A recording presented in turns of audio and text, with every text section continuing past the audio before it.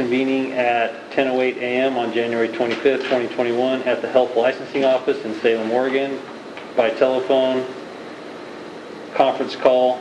I will now call roll. Amber Starks.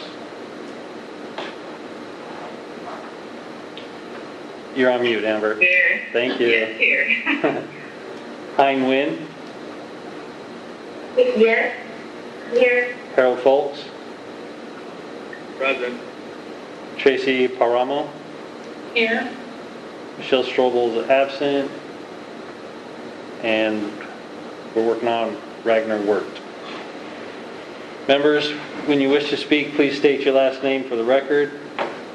For the record, public members calling into the public phone line are asked to email April Fleming at april.fleming@dhsoha.state.or.us and provide your first and last name. Public and interested parties' feedback may be heard during the public and interested parties' feedback period if indicated on the agenda. Everyone is asked to use appropriate language, manners, and protocols when conducting board business. This meeting is called to order. Okay. So, like I stated earlier, we need to elect a chair for this meeting and this meeting only.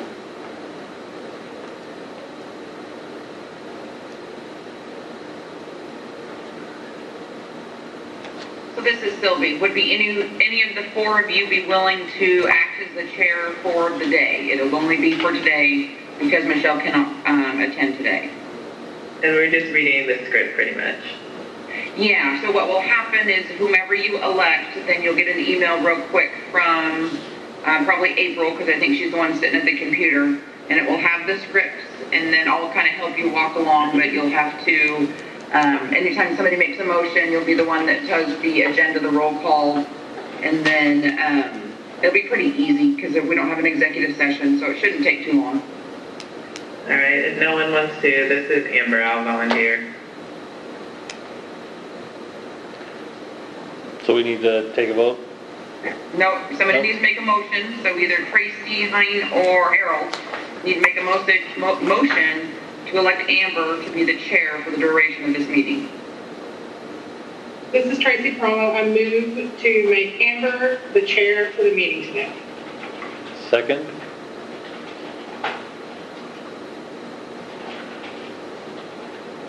We can have somebody make a second, please.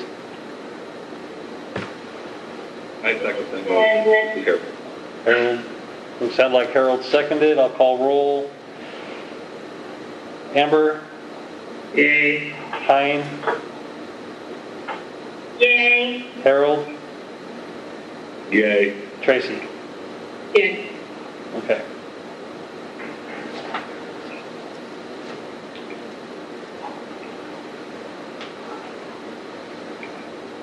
Email it? Okay, Amber, it's been sent to you. All right, I got it. All right, moving on quickly. That was good. That was fast. Give her a chance. No, Give no, her a that was. chance to open it up. Yeah. Because Amber, we are now on item number 2. So Okay. when you are chair, you cannot make a motion or a second. So somebody other than Amber will always have to be doing the first and second. And just so everybody knows, you can see on your screen that Ragnar is in the lobby.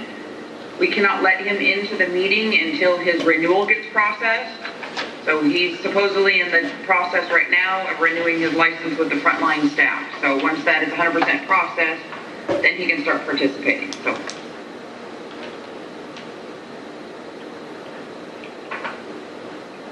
Okay, so is there something I need to do now?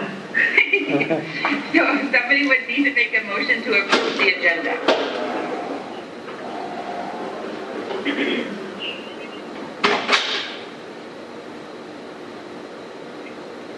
Do I need to second that motion? Well, somebody needs to first it first.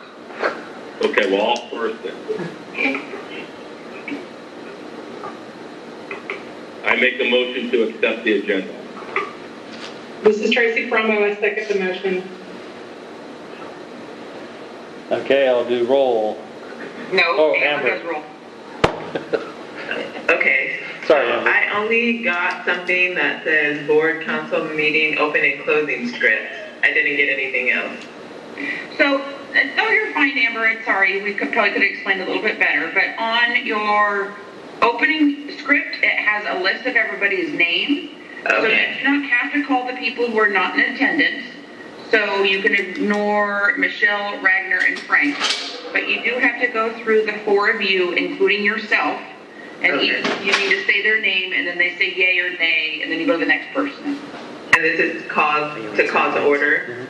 It's just, right, just in that has the section about where it lists everybody's name, so Okay. that you know what everybody's name is. I will now call roll. Amber here.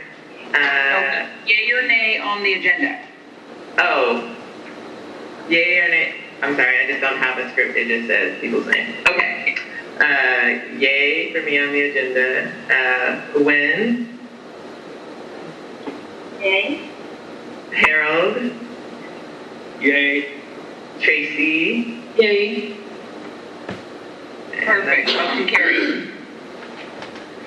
All right, we'll struggle through this all together. So, at least some of us get to see each other's faces. So I get to see Tracy.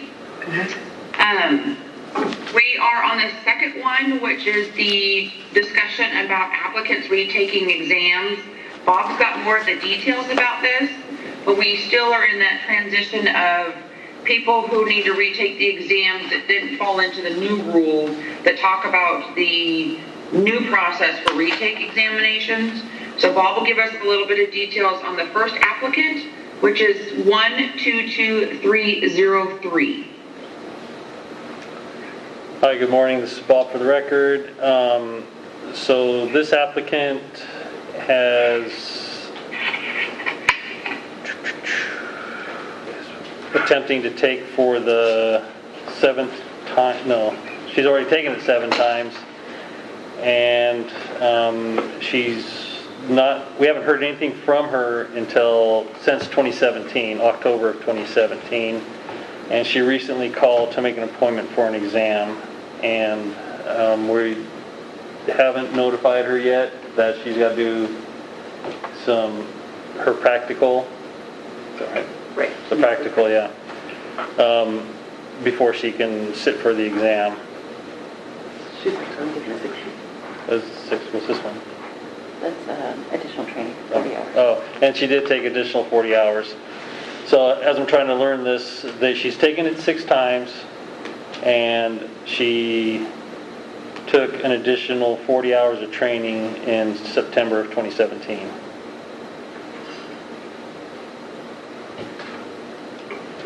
And so she has not completed study assistance review, and yeah, she needs to update her practical.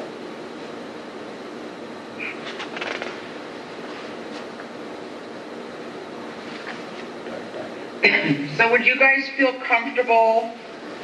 Obviously, she has to redo her practical because the practical has to be within the last 2 years. But would you feel comfortable with this person sitting with Heather for the 2 hours, and so that she doesn't have to go back to school, on top of, obviously, in addition to the practical? Would that be something you guys would feel comfortable with? And I see Tracy nodding her head with a non-verbal yes.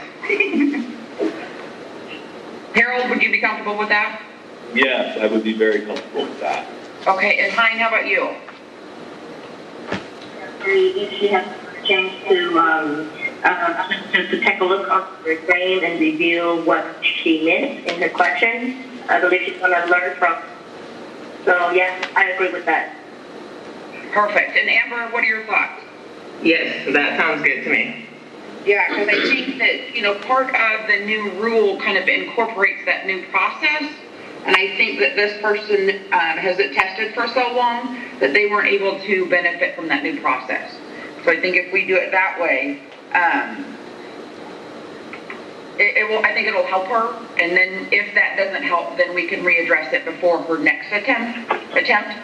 But that'll at least allow her to have the sit down with Heather, because we know that works. So, okay, so let's do, I'll do the motion, and then one of you can do so moved, which will be the first, and then somebody else can do the second, because and just make it easier because I know what to say.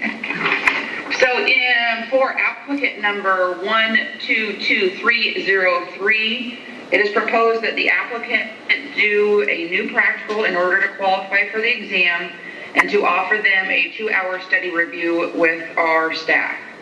If someone could say so move, other than Amber, that would be great. This is Tracy Promo, so moved.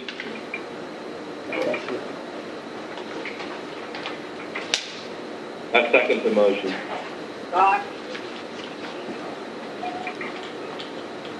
And now I call roll. Correct. And what do I say before? Oh, you just indicate with yes or yay or nay or yes or no on approval of the motion. Okay, so board members, please answer yay or no, either approving or not approving the motion. Amber, yay. Hen?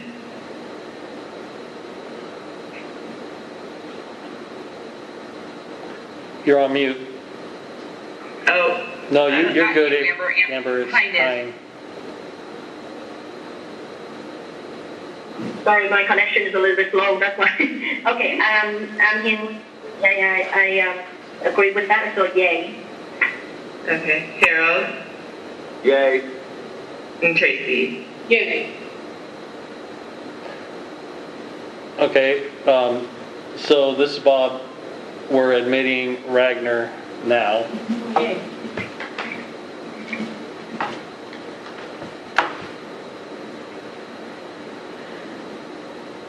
Ragnar, are you there? Yes, sir. Good morning. Good Good morning. Good So it's 10:20 and Ragnar has joined the meeting. Okay, the So next, Ragnar, just so you know, we're on the agenda. We're working on the additional training for the applicants. We're on applicant number 110380. We already did the first one. So, and then Bob's going to give us a little bit of detail. So these 3 are individuals who kind of fall into the old way of doing things. I know we rewrote the rules, but their testing and stuff was done prior to, so those new rules kind of don't really affect them, so we're still having you guys determine on each one of them. Okay. Okay. okay, so with this applicant, this applicant has taken the exam 6 times. In April of 2015, there was 3 hours of extra training that was done. March 17 of 2020, a practical was done, and then December 16th of 2020, study review was done. This applicant does have a reader for the exam.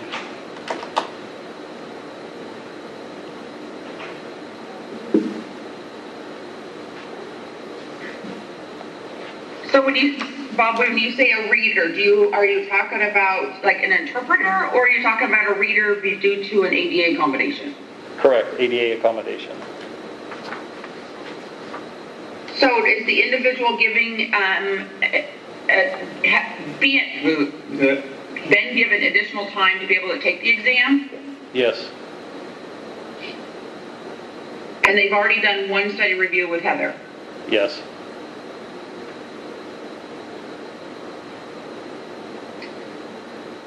This is Tracy Promo. Do they get a second time with Heather?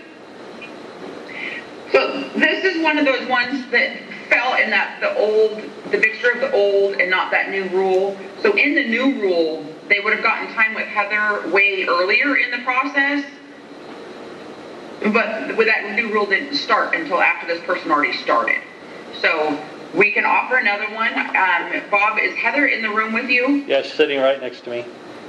Can you ask her how long the study review, was it a 1-hour study review or was it a 2-hour? No, it was a 1-hour study review. 1 hour. And Heather, do you feel that if she was to have a 2-hour, it would be better? Or kind of what are your thoughts on what might benefit this individual? Yes, because I did the 1 hour with her and she was able to pass the exam, the laws and rules exam, the second sitting after the 1 hour study review.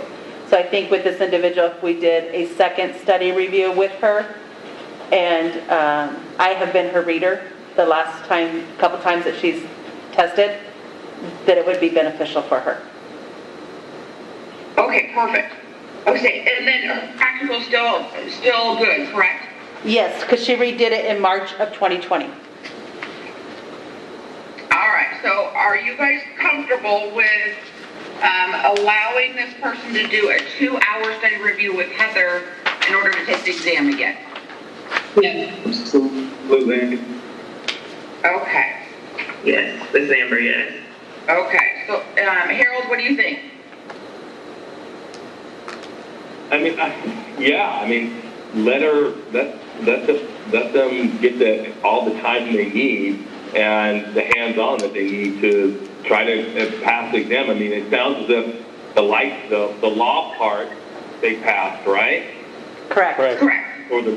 Okay, well then, let's continue down that same road and give them the same opportunity as we did for the law portion of it. Perfect, okay. Is anybody opposed to us doing that? Okay. Well, then it is proposed that for applicant number 110380, to offer the applicant a 2-hour study review with one of our staff. If somebody could say so moved and their name. This is Ragnar, so moved. This is Tracy Promo, second. So I'll call roll. Board members, please vote yea or nay to approve the training for, yes. Amber, yay. Ken, Yay. Harold, Yay. Tracy, Yay. Roger. Yay. Okay. Next applicant is 082182. Bob? So this applicant has tested 7 times. 6 times was in English, and the 7th time was in their native language. And they've been working on this since 2010. The practical was redone March of 2014, again in November of 2016, and again she did 40 hours in October of 2018 of extra training, and another practical in December of 2018. In December of 2020, she did a study assistance review with Michael. No, she had her daughter Oh, translate. okay. But she had a translator. And she did have a translator at that review. 1 hour, 2 hours? 1 hour. And that was a 1-hour review. So when was her last practical? December of 2018. She would So her practical is no longer valid. redo it. So she would need to do another practical. We have the option of giving her a second review, and then this would be her second attempt at the test in her native language. Correct. I think that's fair to offer this a second session with Heather.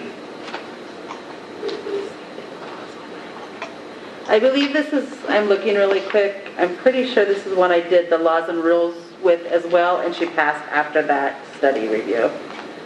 So I think that yeah. another nail one would be good for her.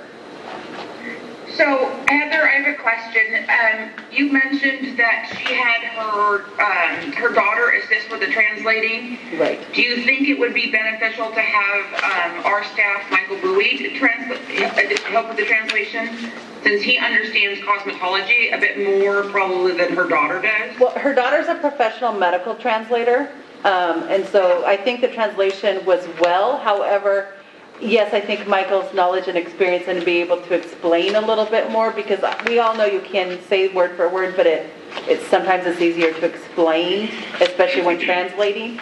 So yes, I think having Michael would probably be beneficial, because This individual went up 18 points from taking it in English to taking it in Vietnamese after the study review. So I think, one more shot, she would probably get it. Okay, so let's do another 2-hour session with her, but let's try and schedule it where Michael can attend. Yes. It will help with because obviously Michael knows cosmetology inside and out because he's worked for us for a very long time. So that will help with making sure that they understand, not saying that the daughter's not good at translating, that's not the point, but sometimes some of those words just don't translate well, or it doesn't necessarily mean, and he can mean the same thing in their language, and he can help with that. Correct.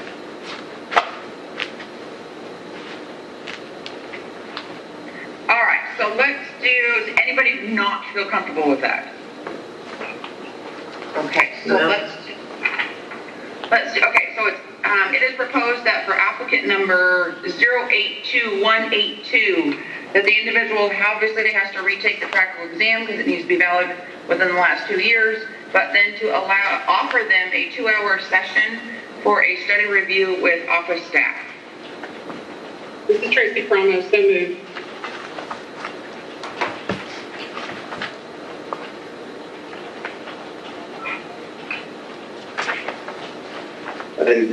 This is Ragnar, second.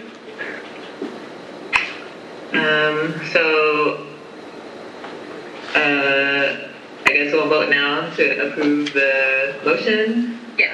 For applicant 082182. Amber, yay. Pen, Yay. Harold, Yay. Tracy, Yay. and Roger. Yay. All right, perfect, you guys. All right, so let's move on to item number 3 on the agenda, reports. We do have a lot of stuff to go over with you today. And even though it says, for those of you who are on the screen and can see each other, it'll say Bob's name where Bob is, but when we get to a certain point on this agenda, we're going to have Sammy move in there because she's going to explain a bunch of stuff. So just don't call Sammy Bob. I'm just kidding. Because it says your name right on your screen. But so director's report, couple things. So we talked quite a bit last time about being really short-staffed, and we were having postponing hiring positions because of funding shortages. We'll go into a little bit more detail about it later, but obviously we call it a policy option package. So part of our budget for next biennium includes a fee increase for the Board of Cosmetology. So once that moved through some of the processes, they were willing to allow us to fill some positions. So Tina now, which is the frontline staff, has been able to fill 2 of the frontline people, and then she's got 1 more that she's currently recruiting for. So that will really help with the frontline staff and be able to process things a little bit faster. And then Bob also got approval to hire another inspector. So that inspector hopefully will be starting soon. It still have to go through the process of the paperwork. He already has hired 1 brand new person, and the other person is hopefully finishing their background and all that stuff up pretty quick, and we'll be starting. So we've been really short-staffed, so that will hugely help with us. So a couple of those. We're going to way more details about legislative session, which we're in the midst of right now. We have a lot of changes coming to the office, but we'll talk about that in a little bit. For those of you who have your materials, I'll kind of go through. It's kind of different because you can't see the slides, but I can go through them, and if you have any questions at any time, just interrupt me. But the first slide shows the authorizations issued. It's broken out by the different professions and also by the different business license types. So you can see that we're still issuing natural hair care individuals. So the number of natural hair care licensees is a lot higher than we originally anticipated, which is great. The bottom half of that, it just shows the renewals process. So this again, it just shows mainly a lot of workload on our part because you guys are a very large board. The next slide, it shows the pass-fail rate for the exams. These numbers haven't changed much. They've been pretty consistent, the percentage of pass-fail rate. As we know, the barber exam still not having a good pass-fail rate, or a good pass rate, as a good fail rate. Not a good pass rate. Next slide shows the volume trend, and this is for the practitioner certificates, which is very, very steady. This is, if you look at the long-term, because this is a very long-term trend, I'd say probably 5 years, and it hasn't varied much. So, which is good. Tracy? Can I ask a question? Absolutely. Do the people that are testing for barbering, do they have the same accessibility to the tutoring with Heather as the cosmetology licenses do? We don't differentiate. The cosmetology is all of them. So Got it. even if a natural hair, not that a natural hair care person hopefully would need that because there's an open book. Right. We wouldn't differentiate who does or does not get help with the exam. So Got it. yes, they would have the same access. Perfect, thank you. Any other questions before I go on? Okay. Next slide shows the number of actual licensee or certificate holders as of January 11th. So again, 136 natural hair care, 2,987 barbers. Then it shows the esthetician, hair design, and nail technology. And again, those are certificates, not people. So a person could hold obviously more than one of these certificates. Next slide shows the long-term trend for both the facility, independent contractor, and the freelance authorizations. Again, very consistent.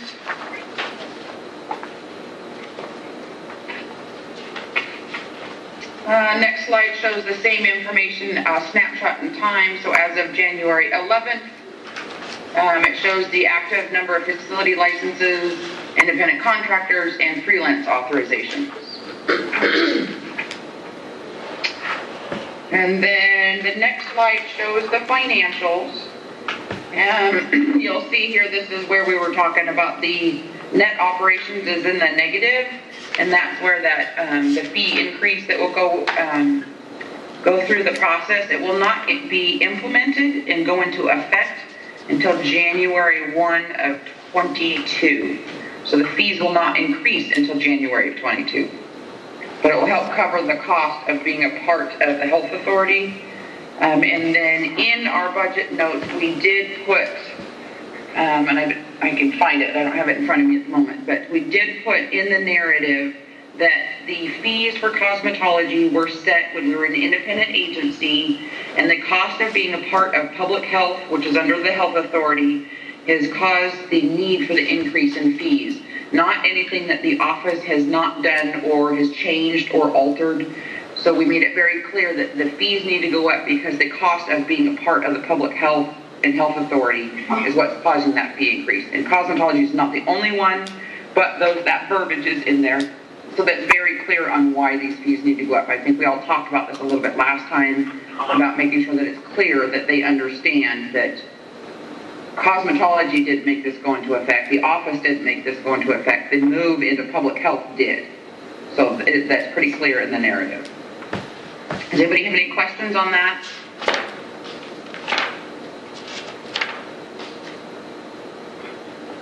Okay, we'll get into more details when we get into session, but let's go through, Bob, I do believe we're on the regulatory report. Yes, this is Bob for the record.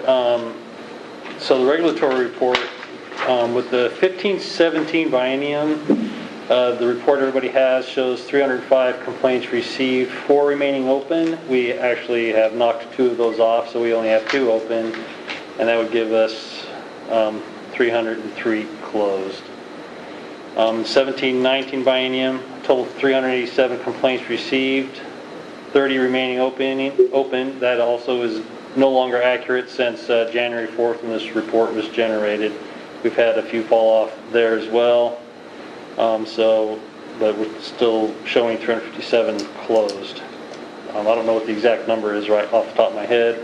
19-21 biennium, 476 cases, complaints received, with 134 remaining open and 342 closed. And yet again, so every day we have a case or 2 with this board closed, as we do with the other boards, and if you may notice that there's a significant increase in the complaints, and that's attributed to the current pandemic. Any questions, concerns? No. Thank you. Okay, Bob, if you want to have Sammy trade places with you. So we're going to get into some legislation, so there's a whole lot of stuff. Let Sammy get all situated there. So, Sammy, I'll just let you go through. Okay. We'll just talk about, there's a lot of stuff here. There's going to be a lot of questions about stuff. Yeah. So you can just talk about it. Hopefully everybody's had a chance to read it. We sent you the bills a little bit last minute due to the fact we were waiting for the legislation to publicize them. So I know you, I think, got them Friday, which is when we got them from legislators. So it's not like you had a lot of time to read them, especially the advanced aesthetics one. It gets a little complicated. But Sammy, go ahead. So I'll just go through your packet in order, how it should be in order. I did put not a narrative, but the outreach piece that we sent on the fee increases, which you've seen before, but just to kind of reiterate that we actually don't have a bill number yet, but that will be going through, as Sylvie said before. And then we basically have got all these bills in the last 7 days, so just kind of like get them all done. We have to do narratives and all this stuff. So Senate Bill 74 is the one we worked on with Higher Education Coordinating Commission to move the cosmetology curriculum out of the HEC realm into the Board of Cosmetology realm. The main reason is because they're not in the business of deciding what cosmetology needs to learn. That's the board's purview. So there's that, and then because currently there's a pass-through cost where each school pays $100 to be inspected by our office, you would be getting a certificate of compliance, school would, from us. So those are kind of the two major things. There's one, and then we also integrated the non-credential piece, people coming from out of state or out of country with no license. We would also be taking care of that rather than the schools. There's that one, and this was a collaborative bill between health licensing and Higher Education Coordinating Commission, so hopefully that one will be good. The next one, and we have worked, is House Bill 2970, which basically this is the same, pretty much the identical bill of 4016 that we did in the short session for 2020, where it clarified mechanical devices and removed the FDA approval from the Advanced Aesthetics and gave the Advanced Aesthetics Board some authority to decide what a regular esthetician can do. So this pretty much mirrors that legislation. And so, yeah. So this one is pretty straightforward. It's something that you've already seen. And that's pretty much would be it. And then we factored in that we would need to do rulemaking, things like that, decide what devices would need to be done. So that one's pretty straightforward that you've already know about. Like I said, it's the same, pretty much the same bill as 4016 during the 2020 session. 2971. So this bill would abolish the Advanced Aesthetics Board and basically move all of their stuff into the Board of Cosmetology. Similar to Utah, similar to Washington, most states don't have a separate board for Advanced Aesthetics. So it would move that in.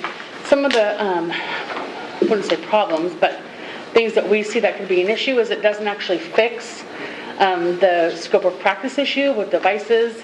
We're not totally sure how it was missed, but we did, we worked on an analysis on how they could fix it. So we'll just have to kind of wait and see how this goes. But basically, like I said, it moves them over. We're unclear if it would add a specific advanced esthetician or it would just be six practitioners, and they didn't add like health practitioners, so there's definitely some policy concerns with this one, and we're just going to have to wait. We have worked some with the Oregon Estheticians for Fair Licensing, but it's kind of been, I don't want to say hit and miss. It's kind of a gray area where we have to massage it softly. That's the way I can say it. So do you have any questions on the bills? No, that was kind of fast. So this is Amber, HB 2970. Does that, so you know how we've had this issue with like estheticians no longer being able to practice their scope. Does this bill help? Does this or the other bill help with any of that? Is that what you were trying to say? Yes, 2970 would basically fix that problem. So the limited waiver, which is the next one, we've extended the limited waiver through June 30th. This would essentially fix that needing to have that limited waiver. So yes, that's well said. Okay, great, thank you. This is Tracy. We're not anticipating it being a problem passing, correct? Really, we haven't got really a feel yet. I mean, session just started last week, so we don't really know. I mean, Sylvie may know more than I do as far as how things are massaging over there. I don't really know, so. Because I'm just curious, if something like that were not to pass, and then it has it so that the estheticians are no longer able to use these devices, like what does it look like as far as a beauty school is concerned, changing their curriculum, changing the testing, because it all covers all of that material? Well, I think that's a good question, and I think that there's a lot going on here with the HEC and the cosmetology curriculum change. So if, say, that passes and 2970 passes, those will have to be conforming and merged together. So let's say, best case scenario, the HEC one, the HEC cosmetology one passes and the 2970 passes, then the cosmetology will essentially take over the, that curriculum and align it with what 2970 does. If, say, 2970 doesn't pass and HEC does, then we would do basically the same thing and maybe remove some of those things that you're learning now. Of course, you always have discretionary hours where you could teach other things that would be your purview.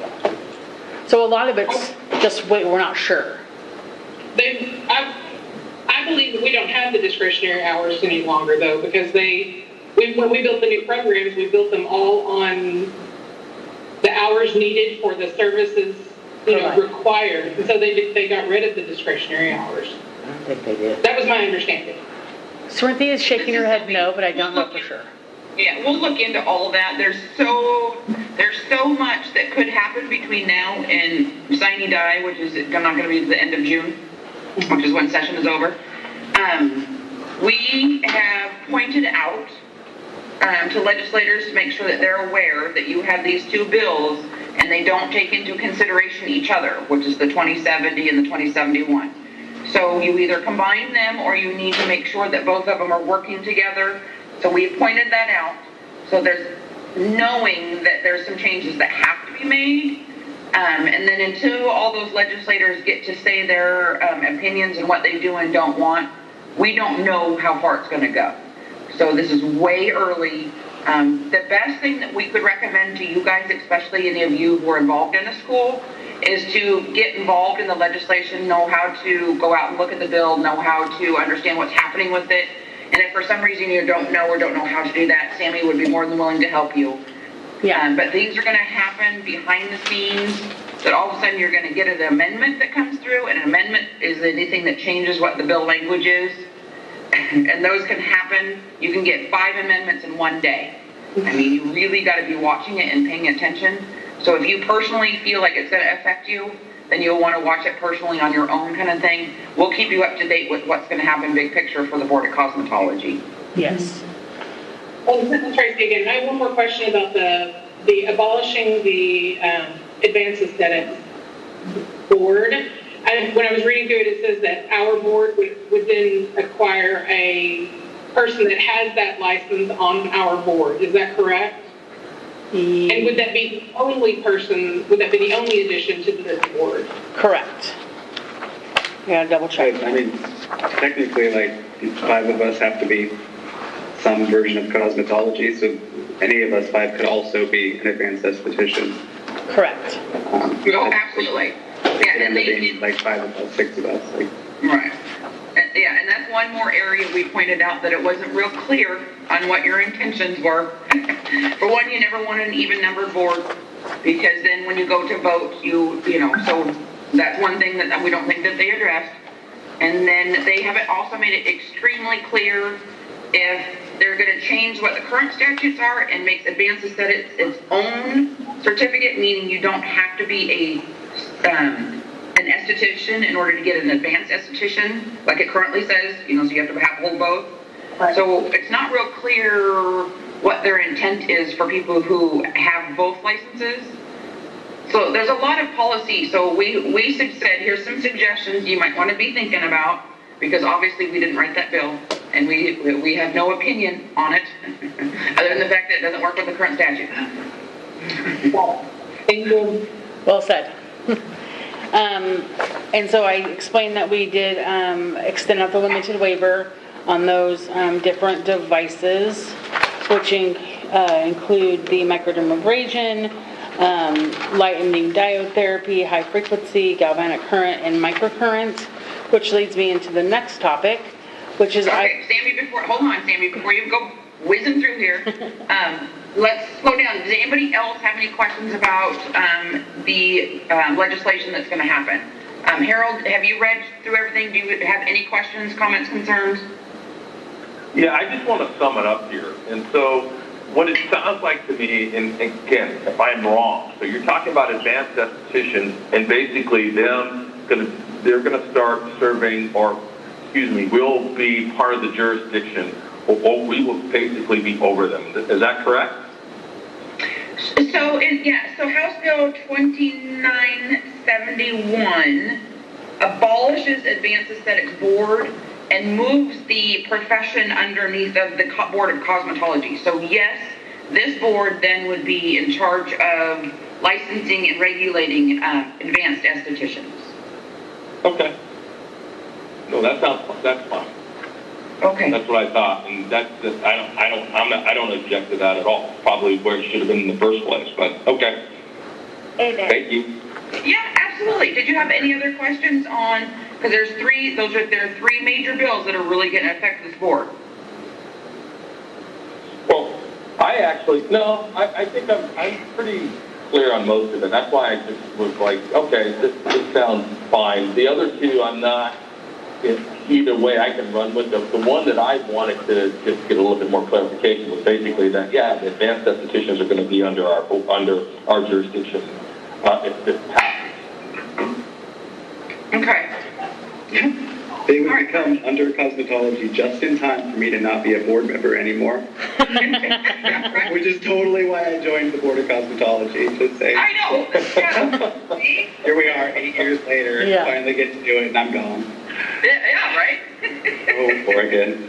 We can always get you for a rag. Ragnar, I could be a voice for you, buddy. Well, thank you.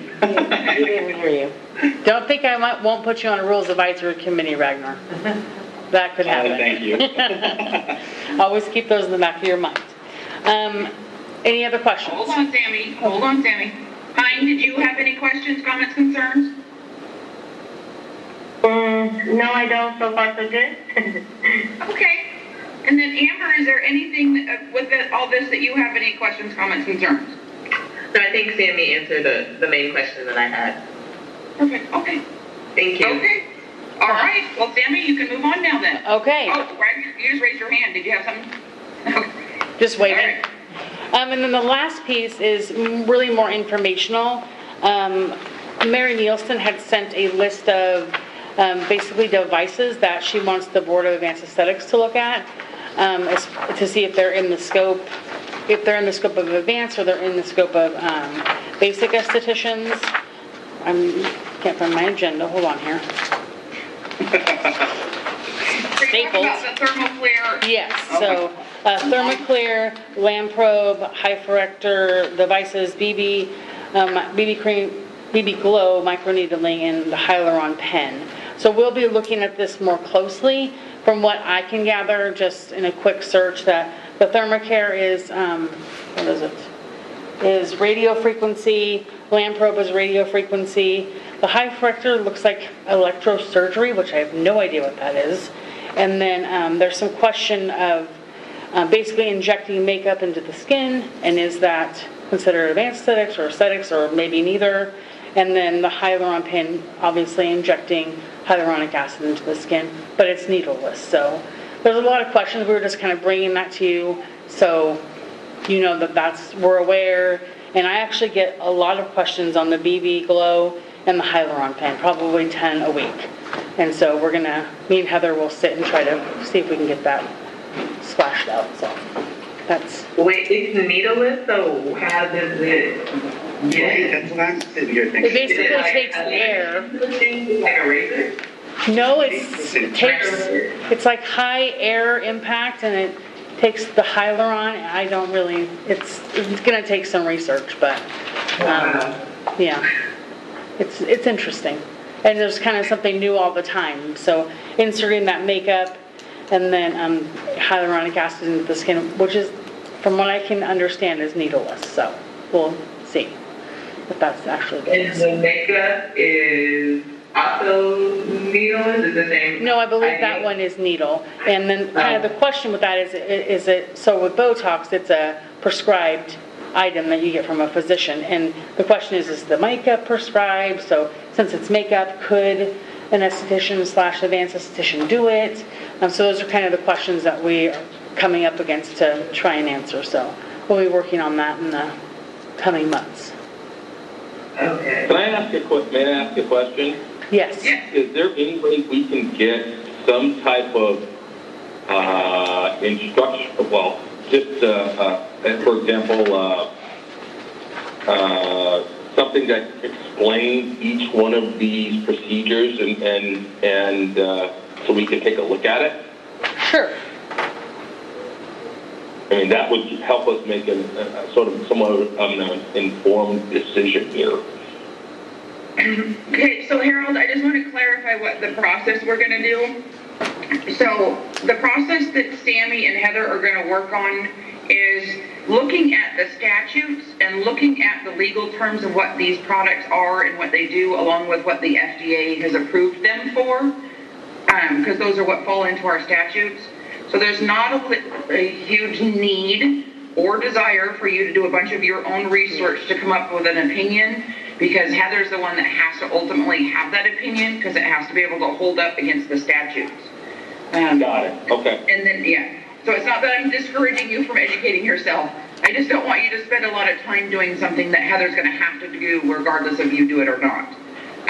Okay. And the other thing that Heather is also going to slowly work on this, because if 2970 and 2971 start moving forward in this process, it may change what the legal definition of advanced aesthetics versus regular aesthetics, what they are, because part of that is to hopefully take out the FDA-approved devices, and so that might change some of this dynamic. So they won't be working on it too fast, knowing that it potentially could change by the legislation, and so you don't want to waste Heather's time and money working on it when you know it could change. So just want to keep everybody up to speed on that. Yes. I'd like them to send us all a Hyaluron pen to investigate at home. Yeah. Yes, I volunteer. That's all that I have. So if there's any questions for me, I'm here to answer them. And I will How long keep... you had the new do? Because it looks cute. I like the hair system. Well, it's just kind of flowy, but thank you. It's a while. It's COVID hair. You too, Sylvie. Hey, you guys are all looking cutesy-tootsy these days. Thank you. I know it's been a long time since we've seen each other. Yeah. Yeah. And I will keep you guys updated via email on legislation and things that are happening. I'll probably do some articles in Northwest Stylist about it, so just kind of be watching. And of course, if you have questions, just give me a call. You'll have to leave me a voicemail, and then I'll check it, and then I'll call you back. So, because I'm working from home usually. So if there's no more questions, I will depart the seat. Bye. Good to see you guys. Bye. Okay, so, Bob, will you make sure that, I have one more thing to talk about, but will you make sure that April sends an email to Amber about the script for item number 4? She's So noting it we're now. on COVID-19 status update on the agenda. So Marion County is still considered one of the highest risk counties in Oregon. So we still are only open by appointment only, and the only appointments that we make are for testing. And we only allow so many people to come in and test in a day, because it's not just preventing or limiting the exposure for the students, it's also limiting exposure for our staff. So we are booked out, I do believe, all the way out until April. And many schools have expressed concern about the lack of time and how long it's taking to get students tested. You got to remember that it's not just cosmetology. We also have tests for other divisions too. So we cannot change what we're doing right now until we no longer are in that high-risk category. So until Marion County gets moved down to a lower level, we cannot do anything else. So we continue to schedule out, not knowing when we will be moved down into the next category down, which I can't remember all the categories right now. But when we do get moved down, then we're going to be able to allow for testing a large group at a time. Obviously, they still have to be 6 feet apart and all that stuff, but we have to where we can rearrange the boardroom. We have another room that we can rearrange. So once we get moved to a different level, we will have the opportunity then to start getting more people in to test. But until then, Marion County, we're lucky to be open. There's many buildings that are completely shut down and are not allowing public to come into them at all. And so one of the things that I have had to do is reassure that, we only allow so many people in the building. You can't just walk in. Our doors are locked. We still let you in. We sanitize everything. We only let so many people. So that's how we can stay open. So I just want to kind of put that out there. I know there's a lot of public on the phone, and Tina's had to answer a lot of those questions. But until we get moved down to that next level for Marion County, we're pretty much staying as is. So any questions on that? I've actually wondered this for a while. Is there a reason why we don't or haven't considered, like I guess, contracting out testing to, you can get the NCLEX done at the Pearson View Centers? Are we allowed to allow people to test at the proctored facility?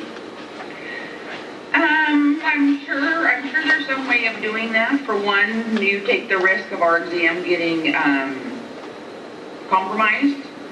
Then there's also the cost effective of that. So, Board of Cosmetology already doesn't have any money, and then to turn around and contract with somebody would be probably not the smartest thing to do right now. So there are some options. We're hoping now that the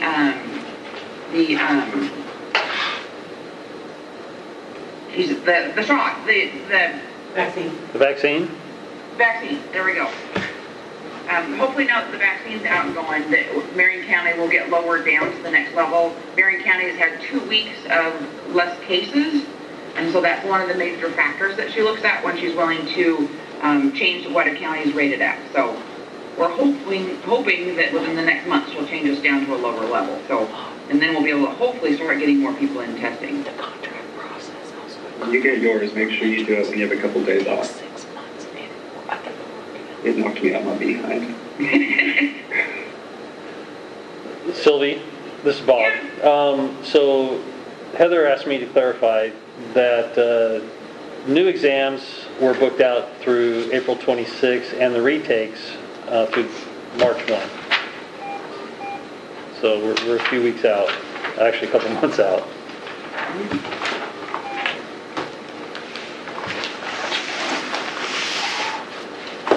That's very true, and I want to get that out there because it's not just cosmetology. We also understand there's other schools that we like to and test people through too. So, and everybody wants that because they're the most important one at the moment.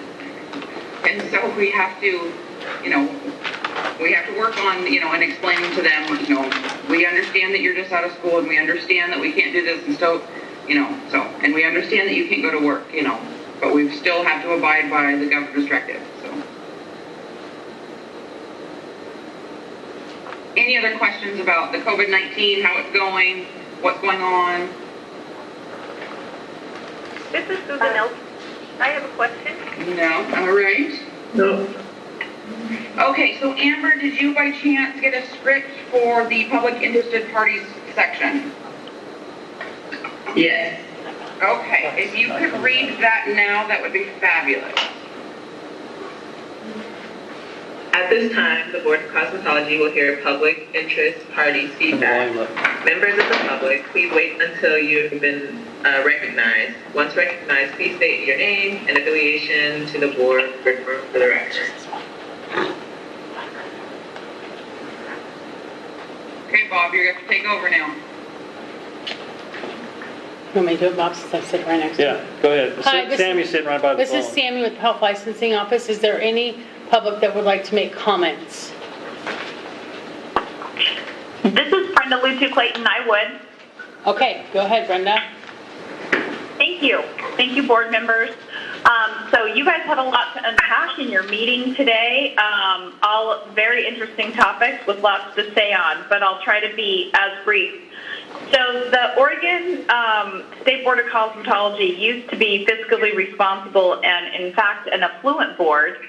So now that we're a part of Oregon Health Authority, it seems as though the cosmetologists and all the little barbers and individuals in between are now going to be bearing the brunt of the state coffers of trying to do that. For me, myself, a business owner, it's an additional $117 to keep my license renewed, which is a pretty big financial impact. But now add to that I'm a business owner, and the cosmetology students who I train and develop out of school, now we have until April 26th to be able to have those individuals work. So I'm not without a solution for this. I think that if we can have written exams out of the county in different authorized school groups, you guys have a great group of school owners that you work with, being able to authorize these tests and oversee them, that would be one solution. And relocation at another county facility that's a state-provided facility, doing written exams versus the computer exams to get these kids being able to work. And then as far as exposure goes to the board people that work there, totally understandable that Marion County is high, but you have a lot of the entire cosmetology industry that we are working out there with masks and sanitation processes, and the risk of COVID, the COVID spread is not coming from salons. So as an internal body, we know how to sanitize, we know how to protect ourselves, and even protect some of these kids that would be taking the state exam. We just are waiting for you to extend the hand and say, how can we help? Because of COVID, you hear that all the time, because of COVID this and that and the other thing. But we've got to come up with a solution, because having people graduate in December and not taking a test till April, that's pretty unacceptable. Think of all of the knowledge that they're going to lose in that time. So I'll summarize with that, and there's a lot of solutions. If you guys want solutions, there's a whole team of us out here ready to help. So thank you. Is there anyone else who wants to make comment? Yeah, this is Helene. I would like to make a comment. Say your name again. Helene Lawless. Oh, okay. Go ahead, Helene. Yeah, I would like to, go over the subject of vaccine for estheticians. I think we all are, working very safely with masks and shields and whatnot, but we are in close contact with people. I'm sure barbers are also, and I don't know how we could reach the governor and maybe kind of, talk about that subject. If the Board of Cosmetology is representing us can do so. I'm kind of, a little bit concerned that we're just forgotten in the entire thing. So that would be kind of, one of my, concern. And if the board can do something, it would be nice to reach out to the governor. So that was my comment. Just clarifying statement, Ms. Brenda, were you hoping that we could, I guess, advocate on your behalf in regards to testing availability, or in terms of like spas, salon facility closures and ability to be open to the public? So my comment was regarding in having a solution, coming up with a solution. So one of the board members mentioned about certain schools being able to do the written test. I think that's a fantastic idea. Some of my thoughts were that licensed facilities that do a lot of education and mentoring and training, and somehow, I don't know how you would get approved. At one time, I took a certification through the board so that I could teach beauty school instructors to give them ongoing education. So I know there's some sort of form out there for that.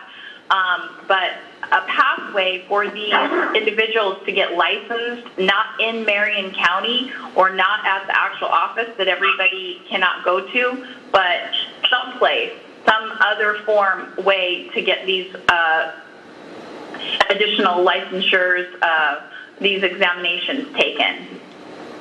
Does that answer your question? Yes, ma'am, it does. And I agree with you. It would be lovely. I'll look into it personally. I don't know how much impact we can have on that as a board or even as board members, but as an individual, I'm happy to look into that for you and reach out to some folks as well to see if we can explore some options there. Thank you, and I'm willing to do, as a business owner, I'm willing to help out in any way you would need. If you need PPT materials or hand sanitizer or shields or anything, I'm willing to help out.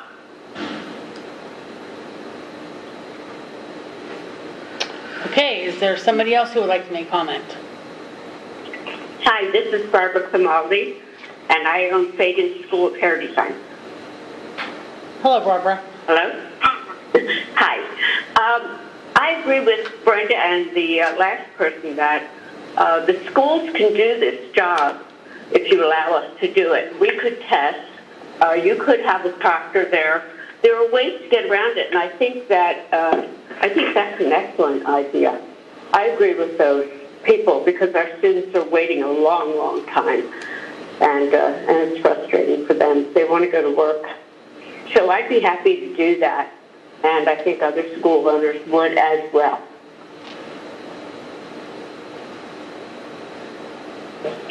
Okay, anybody else? Hi, this is Rhonda. I'm the director of Amani Institute in Medford.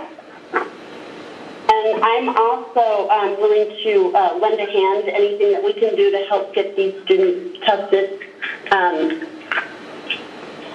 Maybe we can set up a testing center in Jackson County to help the students that are around this area. Anything that I could do, I'm definitely on board to help with.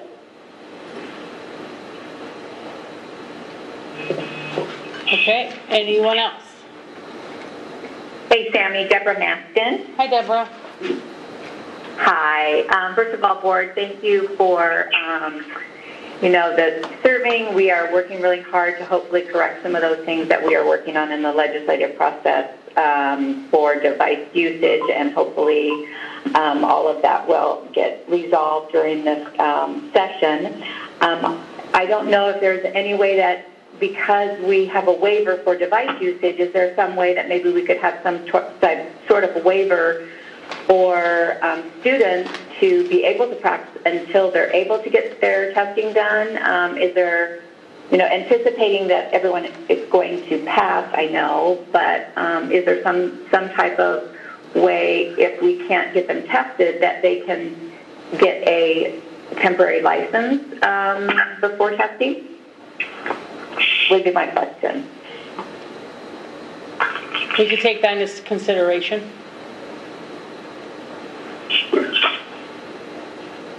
Okay, that's all. Anyone else?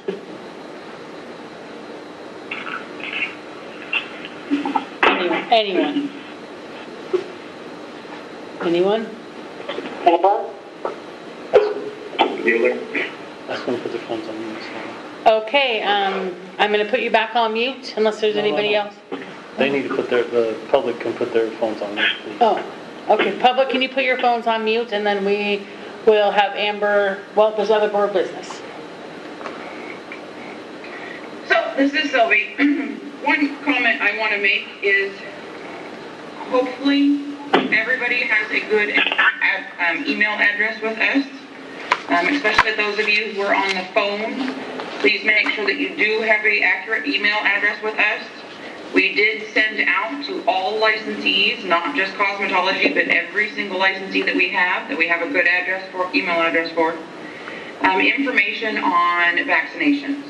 So whom to contact if you want to get vaccinated, where to go, who qualifies for phase 1, and once it is phase 1A and phase 1B, all of that information, who to contact, where to go, what group you're in, all that kind of stuff. So that email went out along with a bunch of really helpful links on who to contact for vaccinations in your area, and who should or should not get vaccinated, and who's in which category, as in who gets vaccinated first. So that information is constantly being sent out via so we have where we can distribute stuff in an email really quickly. However, if you do not have a good email address with us, you obviously are not getting whatever it is we're sending out. And then we're also sending out information as it relates to our office about being closed, what we can and can't do. So again, we work for the governor, and her directions are what we have to abide by. So those emails, that information is being sent out and communicated out to all of our licensees. And if you are not getting it, you might want to touch bases with one of our licensing staff to make sure that you have a correct email address on file with us in our database. So that was the only other board business that I had. Does anybody else have any other board business?